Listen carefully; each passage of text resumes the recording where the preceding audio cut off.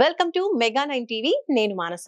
ఇంద్రకీలాద్రిపై బాలత్రిపుర సుందరి అలంకరణలో ఉన్న దుర్గమ్మను కైకలూరు ఎమ్మెల్యే కామినేని శ్రీనివాసరావు దర్శించుకున్నారు.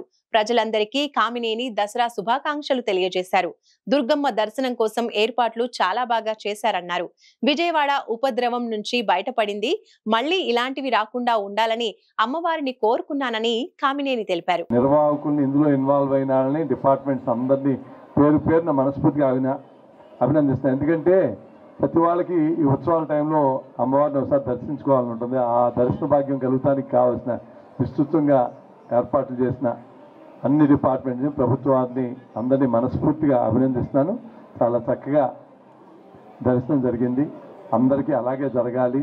రాబోయే రోజుల్లో మొన్నే ఈ ప్రాంతం అంతా ఒక ఉపద్రవం వచ్చి అందరూ తట్టుకుని మళ్ళా అందరి సహకారంతో ప్రభుత్వాలంటే మేము ఉన్నాము అని చూపించాలి, అలా చూపించారు ప్రభుత్వం.